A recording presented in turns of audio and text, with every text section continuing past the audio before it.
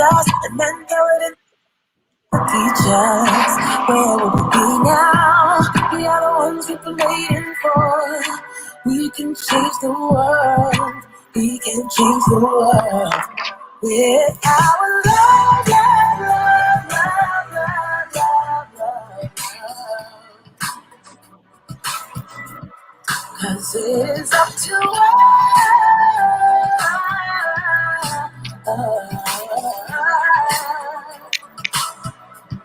We are the ones we've been waiting for. We can change the world. Our love.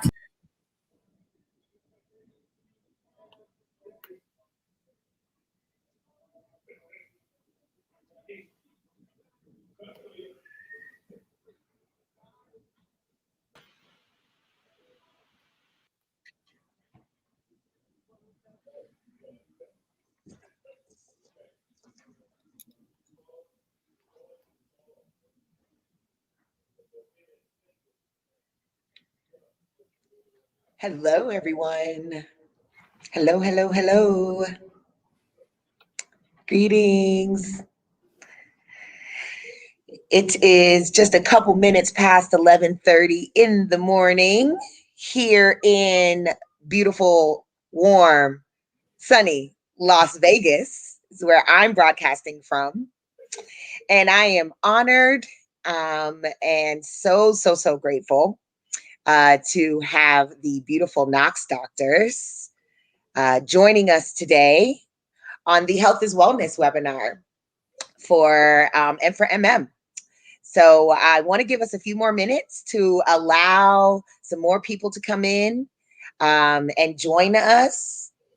And in the meantime, I would like to, yes, come on in, come on in. In the meantime, I would like to introduce myself really briefly. My name is Nicole Bafong. I am the Western Regional Director for Minorities for Medical Marijuana. And I am located right now in Las Vegas. And I'm thrilled that I get to interview these women, these doctors. I have been following them and following the research and the study that they do about the endogenous cannabinoid system. When I was diagnosed with HIV back in 2017, learning about the endogenous cannabinoid system was my saving grace. It made me realize that there was actually a system in our bodies that responded to this superior medicinal plant, and that there was actually science behind it and research that proved how this plant works. And so I was so excited when I learned about this family of doctors, this family of endocannabinologists that spend their life's work researching this plant. And it was an honor for me to meet them. I think it's been about 2 years now, at a conference in New York City that I went to with our founder, Roz McCarthy. I got to meet Dr. Janice Knox, Dr. Mom, as she's known, Dr. Rachel, as well as Dr. Jessica, and at the ArcView Summit, I believe it was, at the end of 2019. So I'm so grateful to have the Knox doctors on today to talk about the endogenous cannabinoid system. It's so important into to how we utilize the plant to heal, understanding its mechanics. I'm going to let the good doctor, explain to you why her. Hello, Dr. Jessica. So glad that you could join us. I was just giving a brief introduction, but now that you're here, we're going to allow you and your sister to introduce yourselves, and I would love for you all to tell us who you are, how you got started in this space. I know the backstory, but I think it's such a beautiful story to understand how your mom kind of encourage you all to get into the endocannabinoid system study. So please take the floor, Dr. Rachel Knox, Dr. Jessica Knox. Please welcome the Knox doctors to the Health is Wellness webinar. Thank you, Nicole, and thank you, Roz and M4MM for having us. We're really excited to be here. Thanks for that amazing introduction, Nicole, as well. And yeah, I'll do my best to keep it brief.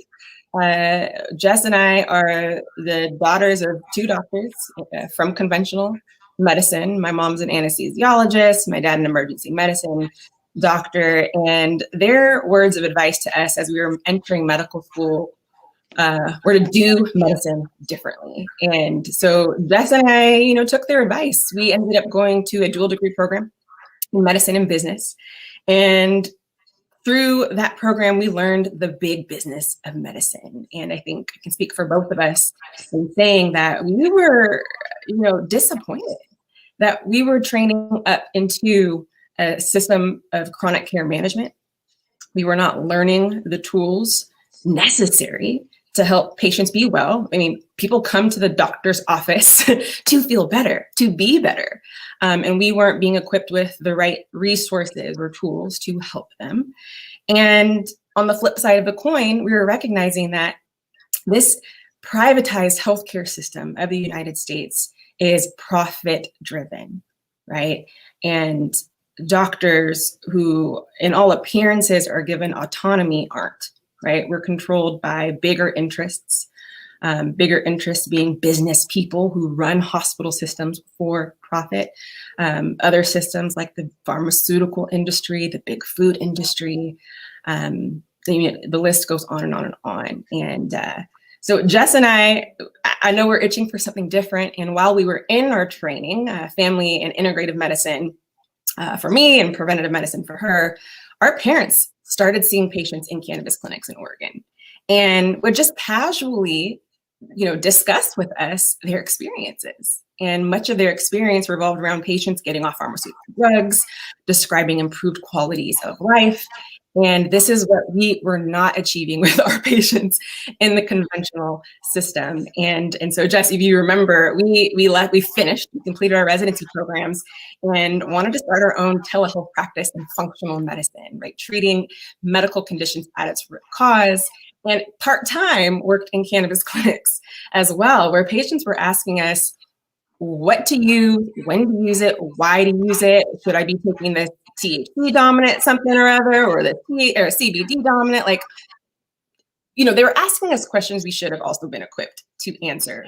Right. Being expert in physiology, right? We're medical doctors. We learned anatomy, physiology, pathophysiology, and pharmacology, and knowing nothing about the pharmacology of this plant. So yeah, our mom was years ahead of us in this process of learning about cannabis and its pharmacology and why it worked in the body. That led her and thus all the rest of us to learning more and more about the endocannabinoid system, And we'll get into the bigger endocannabinoid dome as well. But it's the reason cannabis works in the body, right? So as medical professionals, and this is all healthcare providers out there, whether you are a doula or a neurosurgeon, we are all working on the endocannabinoid system when we provide our resources and services to patients. So we all have to know something about it. So, right.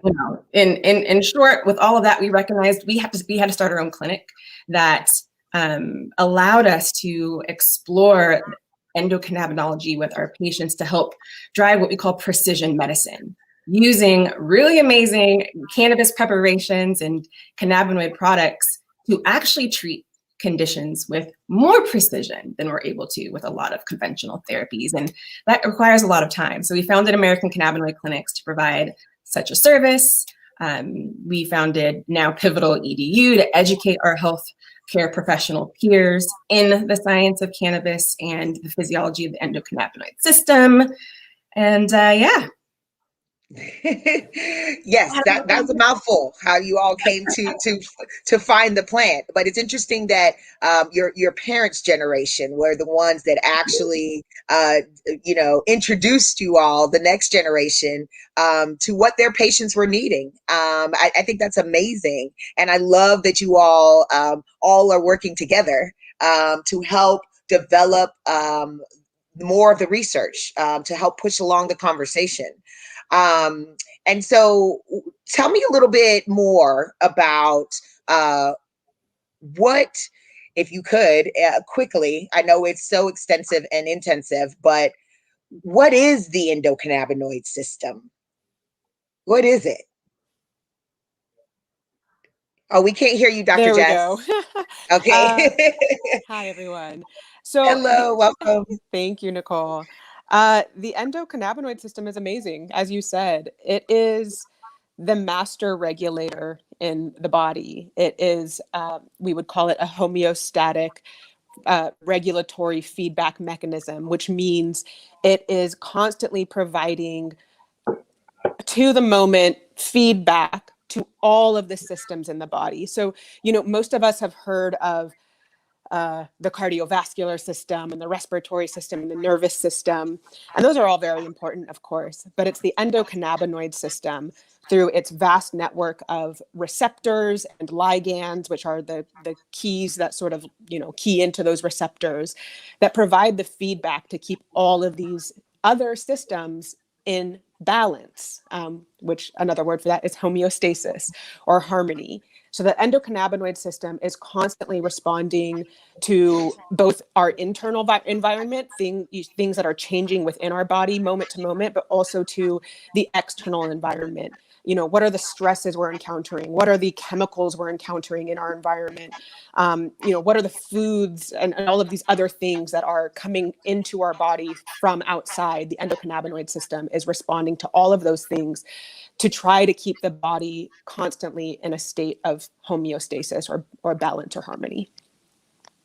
That balance, that's what's so important. And once I learned that that was its job, when I heard you all describe it as the cannabidome,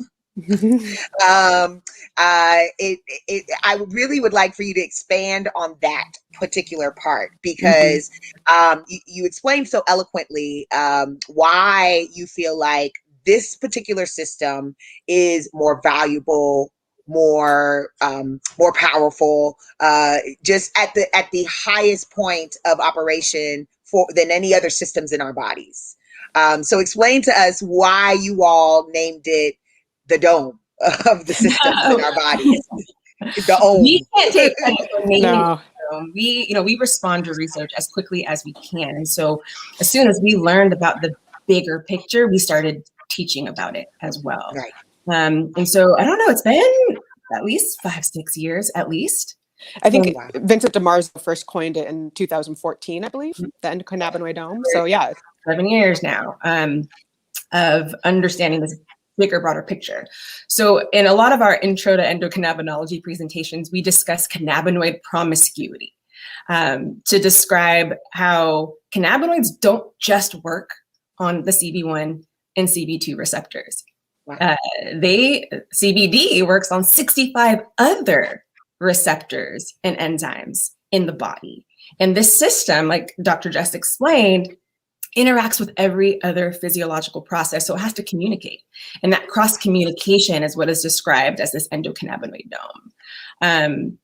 The ECS has to influence serotonergic receptors, the opiate receptor system, and all others as well. So that crosstalk is really incredibly important and begins to explain why phytocannabinoids like THC and CBD and THCV and CBC seem to address so many, right, physiological problems and mental and spiritual ones too. And it's that crosstalk is a bigger picture. It just, I don't know how else to say it in simple terms. It's just there's more to this system than meets the eye. And we principally describe the ECS as 4 components. Dr. Jess mentioned the receptors, the ligands, and then the enzymes that make them and break them down. But now we have to start talking about all the secondary cannabinoids that scientists are uncovering. We have to start talking about how those cannabinoids work on other systems, or even how other molecules work with cannabinoids, simultaneously impacting receptor systems to create the outcomes that we want to achieve. And if I can throw in a quick example, the psychedelics are becoming very, exciting these days, and there's more and more talk coming up about them. But the psychedelics, they often work through like our serotonin receptors. The serotonin receptors will dimerize, or like sort of pair up and link with our cannabinoid receptor 1. And so a lot of the sort of crossover effects that you see between THC, for instance, and the psychedelics comes because these different receptor types are directly interacting. So it's really, really cool. And the endocannabinoid dome is what accounts for this sort of larger interaction that Dr. Rachel is talking about. Dr. Rachel does a really great TED Talk, you all. If you all have not seen her TED Talk, it is about a 15-minute clip of a amazing, really easy to understand way of explaining the endogenous cannabinoid system. And it's always the first video link that I send to people that are asking me about the ECS. And so if you haven't seen it, please Google Dr. Rachel Knox TED Talk. I tell all of my family and friends it's easy to digest, so you can share it with your grandma, you can share it with your little cousin, you can share it with anybody, to help them to better understand, because people are always asking me, well, how does the plant heal, or how does the plant how can you understand how the plant affects certain organs in your body, or have certain physiological effects. And so I like when people always ask me, how do I get into the cannabis industry? And of course, I have a lot of patients that come to me as a resource, trying to understand the plant and trying to have a better understanding of how the plant will help with their specific diagnosis. And so that video is always what I send them. I'm like, watch this first. You have to understand what the endogenous cannabinoid system is before you start asking more questions. Watch this and then start asking questions. That's right. One of the things requisite to everybody. Everybody. One of the questions that was proposed in one of our Clubhouse talks that we were on, that I hosted with us, was from an attorney who used to work for the GBI, and she mentioned that those opioid receptors. She's like, there's receptors in our bodies that have that attach to opioids as well. And so, could you explain kind of how and why the phytocannabinoids, which are the cannabinoids found in the cannabis plant, and other plants. Yep. But how specifically phytocannabinoids, why they differ from those opioid receptors, or how it operates differently, how the endogenous cannabinoid system operates differently than these other systems in our bodies that also drugs or synthetic drugs and medicines attach to. Could you kind of explain that? Yeah, I'll get started. Go ahead. Okay. Yeah. So, sort of as you alluded to, the opioids work on the opioid receptors, right? So I won't even try to quantify how many different types of receptors there are in our bodies. But the opioid receptors are part of the endorphins. Like, people have probably heard of endorphins, right? Endorphins are endogenous opioids. So those are sort of analogous to our endogenous cannabinoids, the endocannabinoids. But the role of opioid receptors is different from the role of cannabinoid receptors. So opioid receptors are, obviously very attuned to our experience of pain, of pain sensation. And whereas the endocannabinoid receptors, as we've already discussed, are more about providing that sort of feedback loop. So when opioids lock into opioid receptors, they are reducing pain. When endocannabinoids are locking into cannabinoid receptors, or phytocannabinoids are locking into cannabinoid receptors, they're more so working on these feedback loops. And they can help with pain because, number one, we know that the opioid and cannabinoid receptors sort of work together. And the cannabinoids and cannabinoid receptors are also, sorry, I'm struggling with my camera, but the cannabinoid receptors are also working on sort of giving feedback, not just on pain, but also on, emotion and mood, and our, a level of awareness and stimulation. Sorry, am I echoing? No, you're good. We Okay. hear you nice and clear. Okay. Thanks.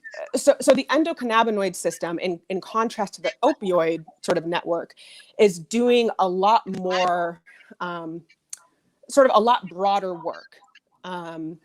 And opioids, of course, part of the problem is that those receptors also sit in our brainstem. And that's why we'll sometimes see with an opioid overdose, people having trouble maintaining their breathing, right? That's why we hear about opioid overdoses. Cannabinoid receptors are not in our brainstem.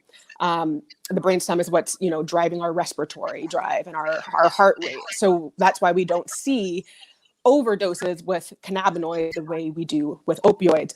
So this was sort of a very long-winded answer to your question, but we're talking about two different systems that work in very different ways. And yes, they crosstalk and they overlap to provide some of the same benefits. Their crosstalk is why you hear people say, cannabinoids and opioids are synergistic because they are able to work together, but because of the mechanism of how they actually work, that's why we see so many differences between, the effects and the side effects of the opioids versus the cannabinoids.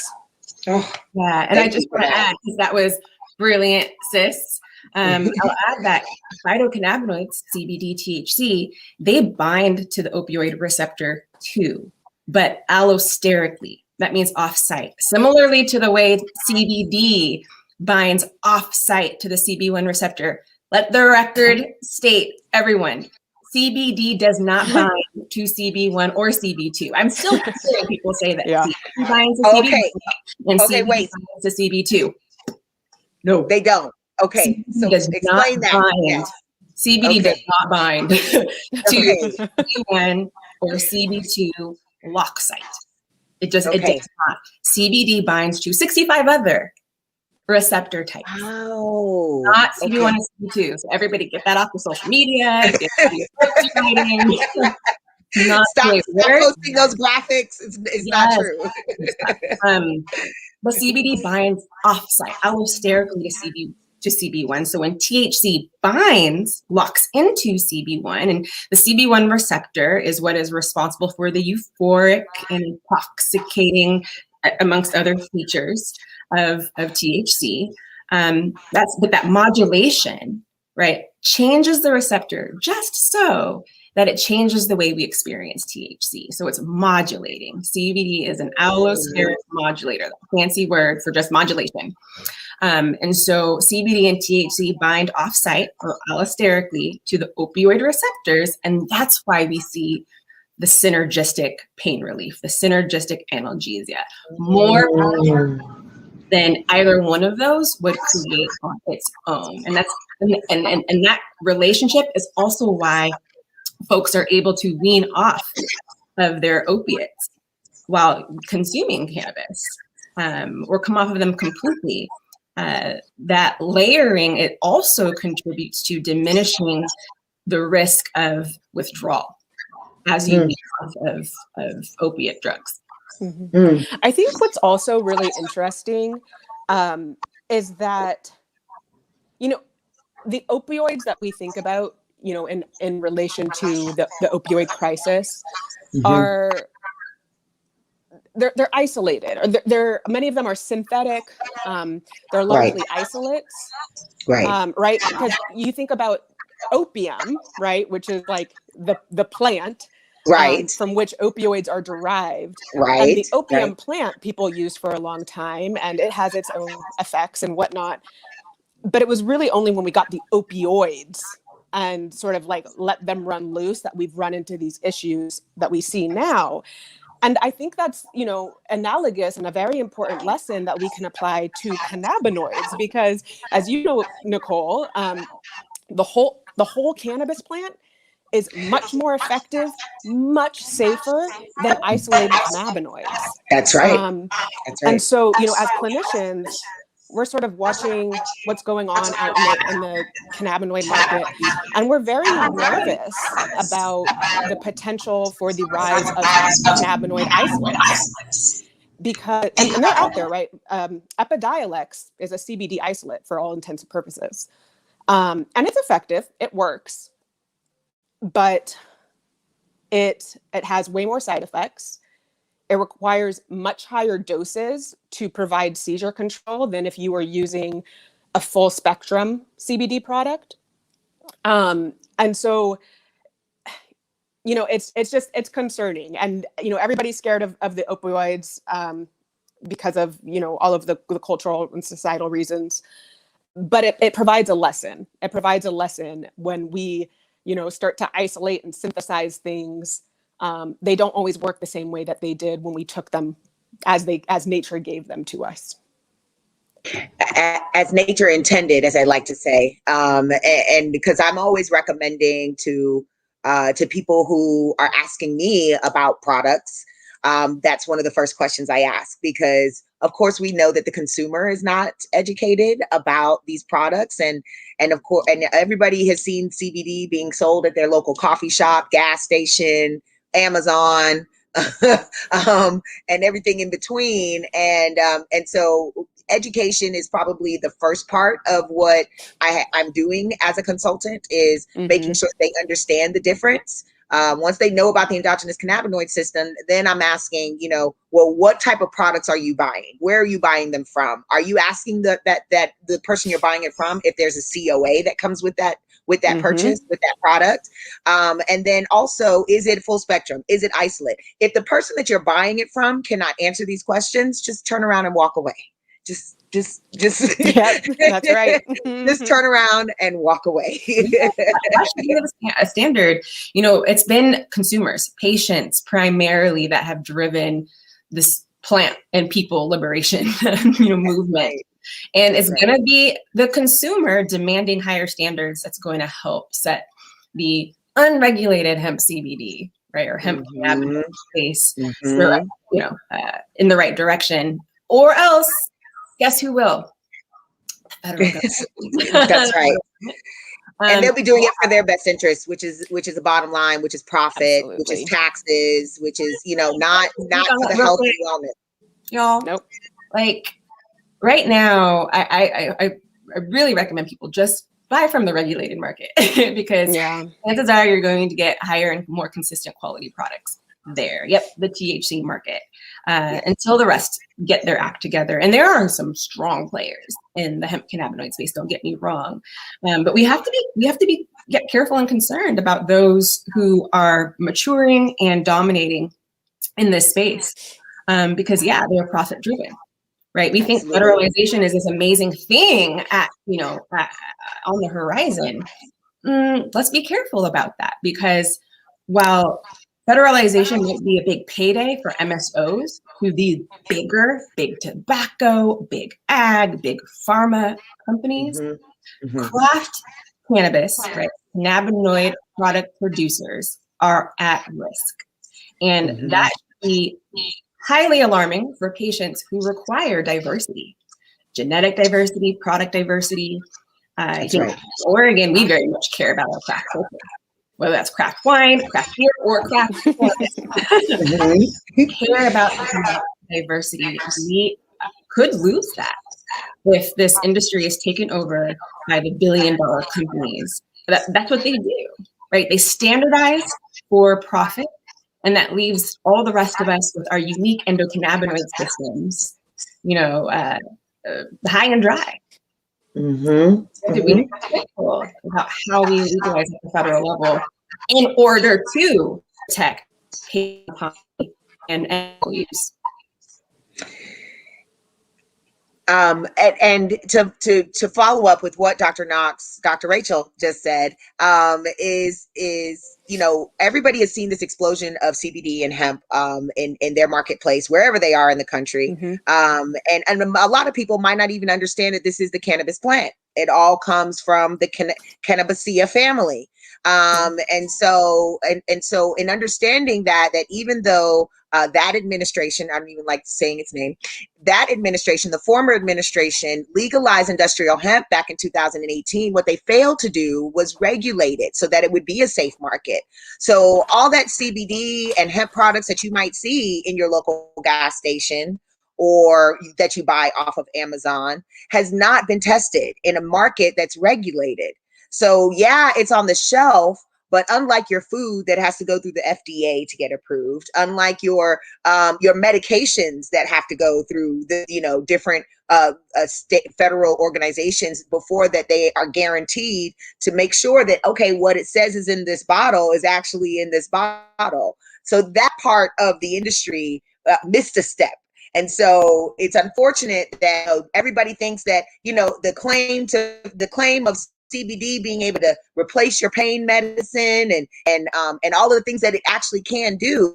There's been a lot of people who have been bamboozled, so to speak, because they are buying product that might be isolate product, that might not actually have CBD in it. And so understanding those different things, and if you're requiring some THC in your treatment and you're not getting it because you're using an isolate product and you don't know the difference, then you're saying you buy a CBD product, you say, oh, it doesn't work, because you're not understanding what it is that your body needs, and understanding the dynamics of the plant. We could talk about this forever. But what I would like to do is kind of make sure that we're giving the right resources to some people that want to understand more how they can get more education about the endogenous cannabinoid system from professionals like you all, and how they can even maybe acquire some CME credits if they are medical professionals. And so I would love for you all to talk about your platform that you have that are for medical professionals to help them get educated about the endogenous cannabinoid system.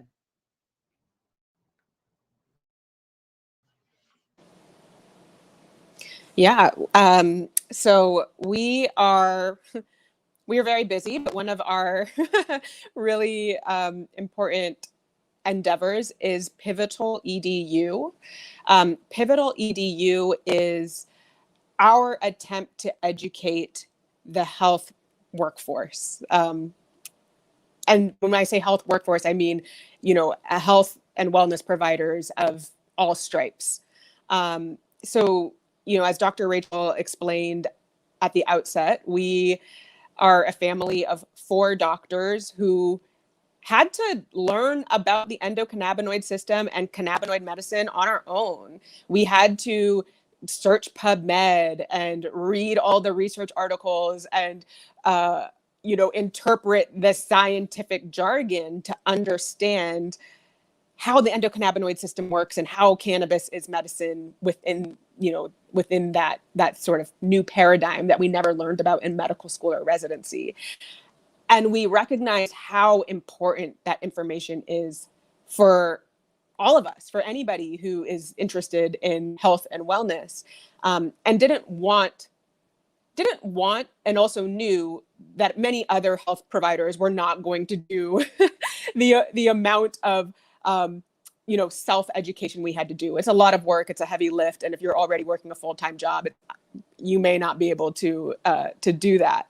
And so, we were thinking about how can we make it easier for other health professionals to learn this information, because it's not getting into our medical schools yet. We hope it will eventually. We hope to be part of what gets it there.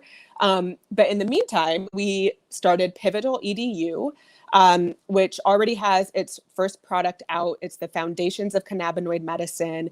It is accredited for 5 hours of continuing medical education, and also for credits for nurses and pharmacists.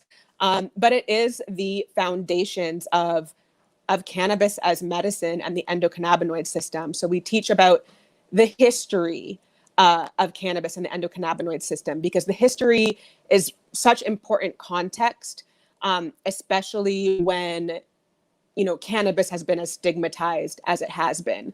When we're trying to teach people about cannabis, for so many of us, the first step is to first get over the stigma so that we can open our mind to think about it in a way that's different from how we've always learned about it, which is it's a drug of abuse and it's your brain on drugs and all of that dare stuff. So we start with the history, but then we start to go into the basics of the physiology of the endocannabinoid system, the pharmacology of the cannabis plant, and how these two can work together for health. So that's our first of many efforts to educate the health workforce. And again, that education is already available at Pivotal edu, pivital.edu.edu. No, edu.com, sorry. And then, Rachel, I don't know if you want to talk about ACHEM or any of our other efforts to, bring up this workforce to be able to help patients. Yes, please. Please do, Dr. Rachel. Okay, yeah. And just to dovetail off what Jess said real quick, we were very excited to kick off officially Cannabis Grand Rounds here in the summer. We care very much that anyone wanting education is kept abreast of emerging information and education that will help drive clinical outcomes, right? A lot of continuing education in cannabis exists right now, but a lot of it is stagnant, and new information, new research is coming at us day after day after day, and it can be really hard for any of us to keep up. So the intention of Cannabis Grand Rounds is to help keep those enrolled in Pivotal EDU up to date on the latest cannabis research and how to apply that to your actual clinical practice. So yeah, I'll pivot into ACHEM. ACHEM, ACHEM, it's our Association for Cannabis Health Equity in Medicine. It's the first organization to launch out of the CHEM movement, which is sort of redundant. CHEM stands for Cannabis Health Equity Movement. And it's our attempt to help educate all of us around the difference between social equity and the outcome we want to achieve, right? Social equity, by definition, is just fairness in policy and regulation and in the distribution of services to a community. It speaks nothing of the outcome we want to achieve here. So I like to tell legislators and regulators that you are the social equity vehicle. The policies that you write, the rules and regulations that you make are the social equity vehicle. Social equity isn't some program sitting over here on the side. Social equity is the vehicle that is driving us to the destination, which we call health equity or total equity. And we know that cannabis, across all of its iterations, whether it as just an agricultural commodity or out of which we create industrial innovations or medical or nutritional products, it has a solution to almost all of our medical and socio-ecological problems that we're facing right now that is keeping us, not just in the United States, but globally, very sick.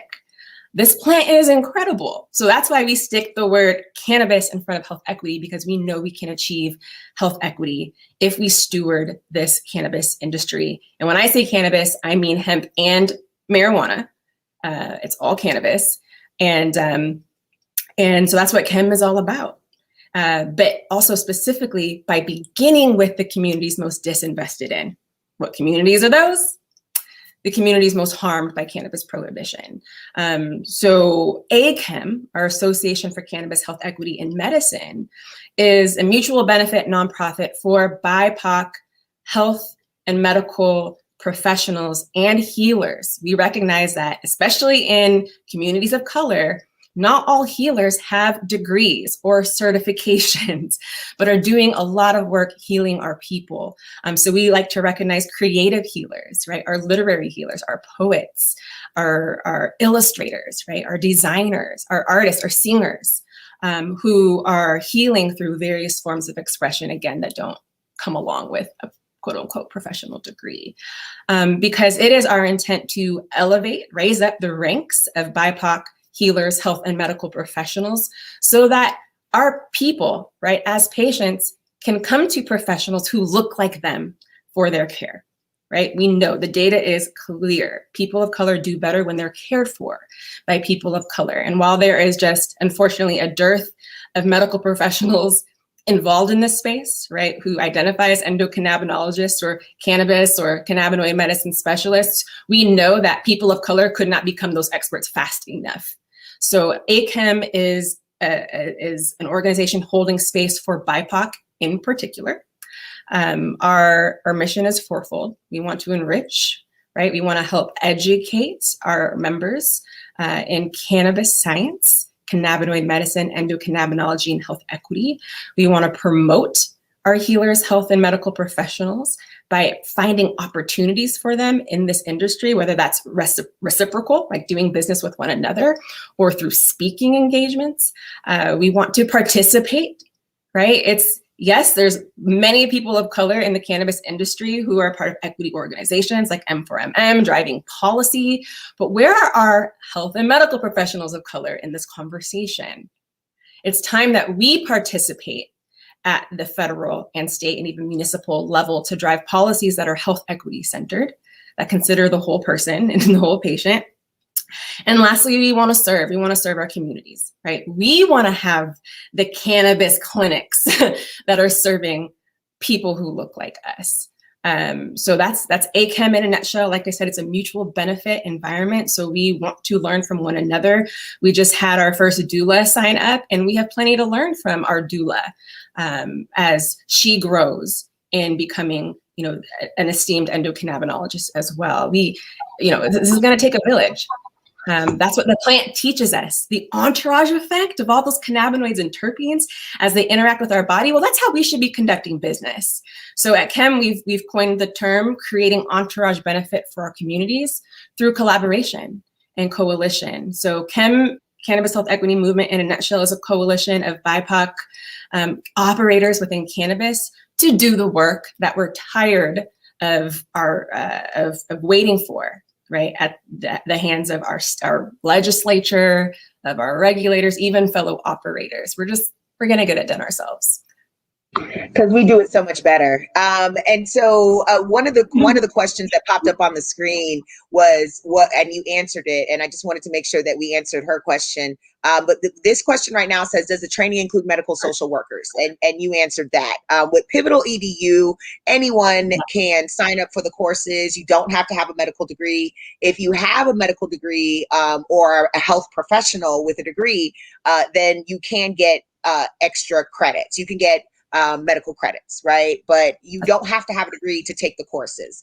And I highly recommend, and then the other lady asked if medical social workers were allowed to take the training. Yes, that answers that question. But also you can sign up and be a part of ACAM. You don't also have to have a medical degree in order to be a part of that organization as they share their knowledge and wisdom about the plant and how to treat patients. So that's a great resource as well for the young lady who asked that question. One of the things that I wanted to touch on with you ladies while I had you, it kind of explain more as we talk about the endogenous cannabinoid system. We'll go back to that real quick because it's so extensive, and I know that we can talk about it all day long. But one of the things that I was fascinated about was understanding that the endo means inside. And so our bodies make cannabinoids. And so the phytocannabinoids that the plant make just complement those receptors inside of our bodies. And so could you explain a little bit more how those endocannabinoids, how they actually work to help create that balance, and then how those phytocannabinoids actually bring them all together or balance them out? Yeah, Jess, I'll let you take that one because you explained a bit of that earlier too. So. Yeah, happily. Nicole, I think you're absolutely correct. It is still a surprise for a lot of people that our body produces its own cannabinoids.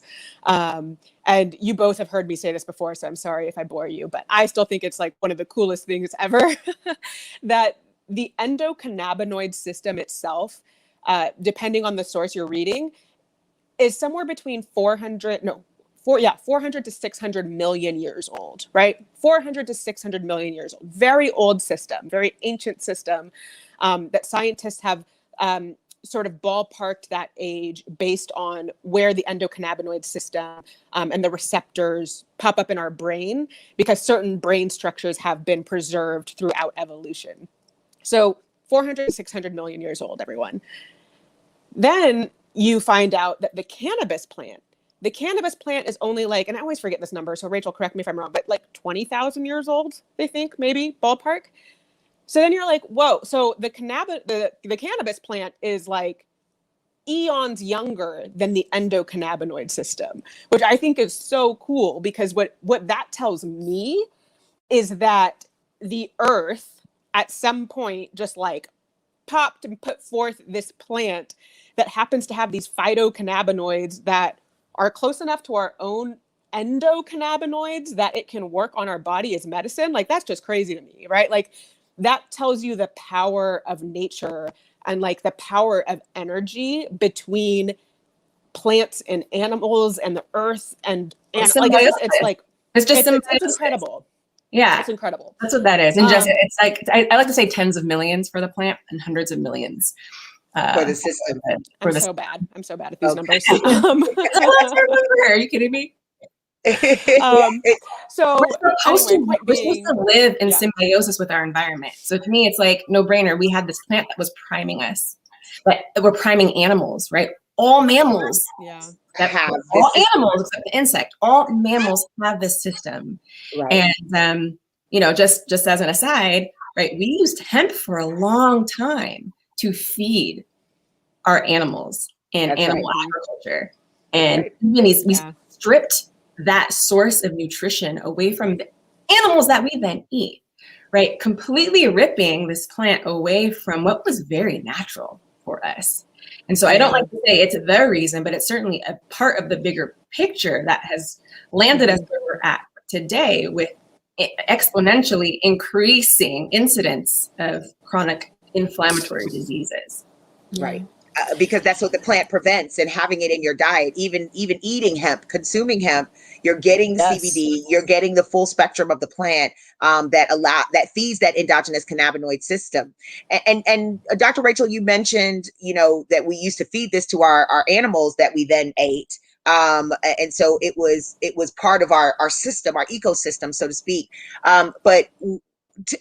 You know, you and I are working on legislation in the country of Trinidad and Tobago. I'm so grateful that you have joined the coalition with us down there to help identify, define what is social equity for that particular part of the region, or what you like to call health equity.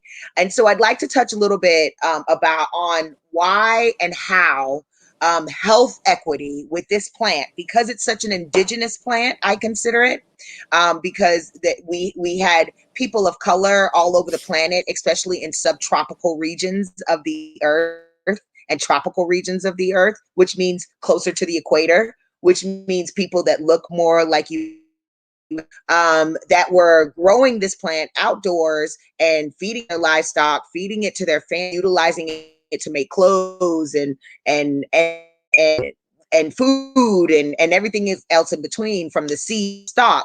And so, you know, how do you feel, and why do you feel, and you talked about it a little bit when you mentioned ACAM and your purpose for ACAM, that this plant can provide health equity for our people and for people of color all over the planet? All over the planet, right? This is, I like to call cannabis the single most important investment tool in our well-being. Single most, hands down, and by far. And across all pillars of health equity. So we define health equity as a totality or a sum of 4 pillars of types of equity. One is social equity, but also, and just as importantly, economic equity, environmental equity, and human equity. And this plant can address all 4 pillars. And I think what's really important for all of us melanated people and originals people to understand is that this plant in the Americas, right, in the Western Hemisphere, was cultivated by peoples of color. Hemp was grown by enslaved peoples in the United States, in the Caribbean, in South America, and not to mention on indigenous land, to help at least the United States make this country very wealthy. It wasn't just cotton, right? We've all received a very whitewashed version of history. Remember, they didn't want us to understand or even think that cannabis is what it is. We were supposed to recall that it's a drug of abuse. So a lot of washing of history has happened, but it was slaves, Black people, who cultivated this plant in this country for centuries, before even cannabis as medicine was introduced to this country. So just think about that, right? Enslaved people cultivated the knowledge of an agricultural commodity, an industrial commodity that helped make this country very rich. And it was weaponized against us, right? We were criminalized because of it, and mostly for simple possession. And that process resulted in the removal of heads of household and breadwinners from our families, from our communities, that set us in this downward spiral, right? I like to say too, just 6 years after the 1964 Civil Rights Act, they devised a new method of oppression in the Controlled Substances Act of 1970, giving them a tool to leverage to incarcerate us. And now hemp and marijuana are legalizing, and who is benefiting the most from this plant? The very same people who benefited from it when it was being grown for free. So Black people have never been compensated for the work put into making this country very, very, very wealthy. So when it comes to reparation and restitution and revitalization, I can tell you the source. It's a crop of cash that popped up overnight through cannabis sales taxes, right? And it is time for us to say yes. No, like this process of criminalization is what negatively impacted our determinants of health, our equitable access to well-being. So we're going to now demand that it be used to create equitable access to well-being, to health equity. That's what health equity really is. Access to well-being and prosperity. That's the outcome we all want. That's why I'm sick and tired of us just calling it social equity and leaving it at that. No. I care that the impact and the outcome is measurable, is measured, and somebody is held accountable to ensuring, kind of like the endocannabinoid system, having to assess and appraise constantly. We need people constantly assessing and appraising the impact of the effort that social equity is supposed to be facilitating. Right. And so when I think about people of color in the United States, the predominant demographic within the Caribbean, I think we need to stop talking about cannabis in such a binary way. We have a lot of work to do to heal communities, to heal whole peoples, have the agenda. The more we argue about THC, potency, and continue to perpetuate this arbitrary divide between hemp and marijuana, we're missing the bigger picture in that we need to invest human capital, social capital, and economic capital into the pipelines through which we create endless industrial goods. And by the way, many jobs while doing that, where we can create nutritional derivatives that our animals can consume and that we can consume, and then also natural whole plant medicine. We can't focus on any of those things. We can't focus on the outcomes we want to achieve so long as we're still arguing about THC caps and who's going to regulate it, right? It's nonsense. But if this is going to work anywhere, it's got to work in the Caribbean. Because if this can't work there, I don't know where. I don't know where it can. Oh, well, the thing about why it's so important that we are having this conversation about what's happening in the Caribbean and throughout Africa as well. Like I said earlier, that these land races and their genetics that have been kept alive the last 100 years through prohibition are been kept alive by those indigenous tribes in those areas. They risk their lives. They risked their freedoms. They risked their families' lives. They had to outcast themselves up into whatever secluded part of the country they could find so that they can continue to grow the sacred spiritual plant. I mean, especially specifically for Rastafarians, they believe so wholeheartedly in the power of this plant as sacramental, as part of their faith. And so they weren't willing to let it go. And they were willing to take on the title of troublemaker, rebel, and drug dealer. Yes. And actually, risk getting arrested and risk getting their fields burned. But if it wasn't for them risking their lives and their freedoms, we would not have lamb's breath in Jamaica. We would not have those genetics that are so sought after now by the legal market, that one seed can be worth $1 million. but if it wasn't for them, we wouldn't have this. Yep. And so it's so important to tell that story over and over again, however many times we have to tell it, to remind those individuals that are now making those laws and legalizing the plant again, how important it is for them to let them out of prison, to expunge their records, give them back their freedom, give them back their decency, and then also make sure that they're in the front of the line when it comes to giving out these licenses, when it comes to making them a part of this $1 million, $1 billion global industry that the country and its stakeholders now want to benefit from. And so I'm so grateful to you and all of you for the work that you're doing to make sure that that conversation is staying top of mind. Is there anything else? You know what? We've never had this conversation. I'm gonna put you two on the spot. Do you all use cannabis as medicine? Drum roll. I'm like, what are you doing with your face? Let's see. I got my acidic cannabinoid lotion here. That's what I have here. I got, I think this is a full spectrum CBD tincture here. Every day. I have a balanced ratio of, 1-to-1 inhaler somewhere around here. Okay, and what is that for? What is the inhaler for you? Well, yeah, I mean, we can talk about this, right? So there are inhalation methods, right? The most common still is smoking. Right. People prefer vaping.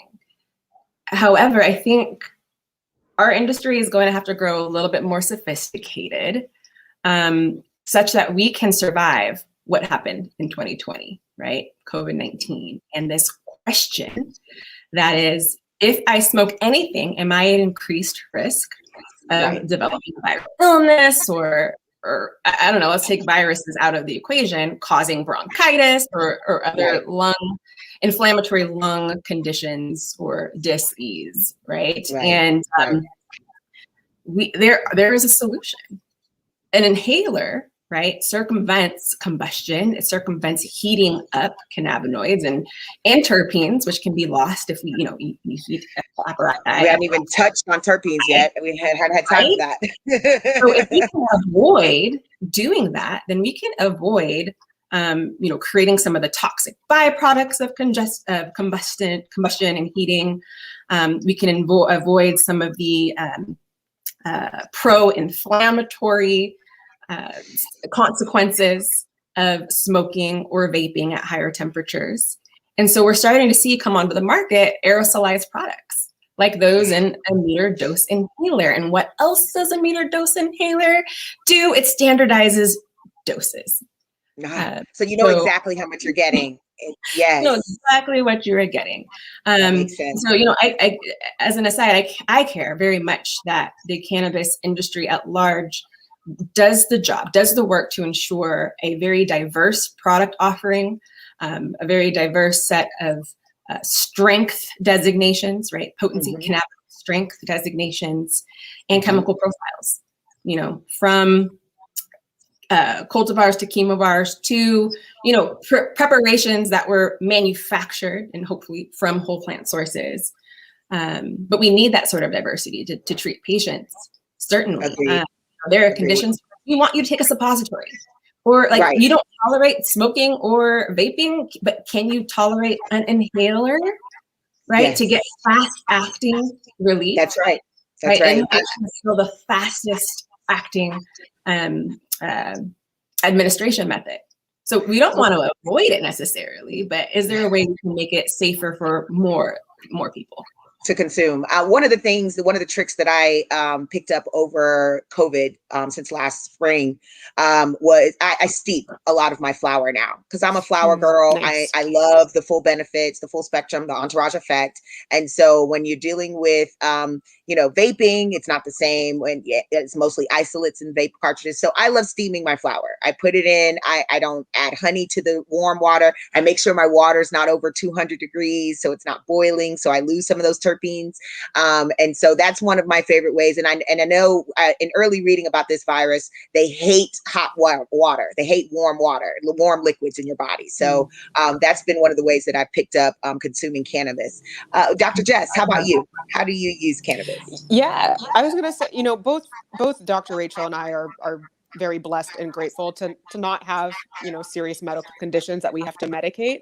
But as Dr. Rachel sort of displayed, our homes are full of various cannabinoid products that we just use for wellness, right? Right. Just for Balance, for that balance. routine, balance and stress reduction and just, toning and priming our endocannabinoid system so that it's, at its best, at its, healthiest as we can get it.